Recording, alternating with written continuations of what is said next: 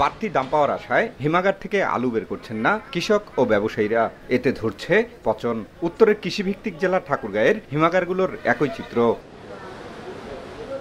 গত মৌসুমে জেলায় আলুর বাম্পার উৎপাদন হয়, ওই সময় বাজারে কাঙ্ক্ষিত দাম না পাওয়ায় হিমাগারে সংরক্ষণ করা হয়। ফেব্রুয়ারি ও মার্চে মজুত করা আলু নভেম্বরের মাঝামাঝি বের করার কথা, তবে এখন পর্যন্ত বের করা হয়েছে 30%-এরও কম।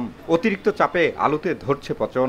হিমাগার কর্তৃপক্ষের দাবি, পাইকারিতে 10 থেকে 12 টাকা কেজি দরে বিক্রি হচ্ছে আলু। বাড়তি দামের আশায় কৃষক ও ব্যবসায়ীরা এখনও হিমাগার থেকে বের করেনি অন্তত 70% আলু। নভেম্বর মাসে মেশিন বন্ধ করে দিলে আলুর যে কি দশা হবে ভবিষ্যৎ আর বলা যায় না। এই জন্য কৃষক এখন আলু বিক্রি করা শুরু করছে। আমরা সরকারের কাছে দাবি জানাচ্ছি, এই আলুগুলা সরকার ক্রয় করে হোক বা দেশের বাইরে আলুগুলা যেভাবে হোক যদি সরকার পাঠানোর ব্যবস্থা করে তাহলে কৃষক কিছু টাকা পাবে।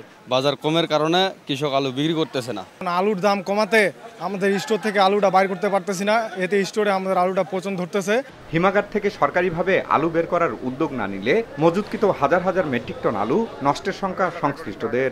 আলু স্টোর থেকে এবছর এজ ইউজুয়াল বের হবে না, যেটা মালিকের ঘাড়ে কিছু আলু পড়ে যেতে পারে। সরকারের যদি কোনো পদক্ষেপ, পজিটিভ কোনো পদক্ষেপ না থাকে তাহলে একটা বিরাট অংশের আলু হিমাগারেই থেকে যাবে, যেটার ফলে কৃষক, হিমাগার এবং ব্যবসায়ী সব পক্ষই একটা বিরাট ক্ষতির সম্মুখীন হবেন। জেলার 16টি হিমাগারের ধারণ ক্ষমতা 1,86,000 মেট্রিক টন আলু। জিয়াউর রহমান বকুল, সময় সংবাদ, ঠাকুরগাঁও।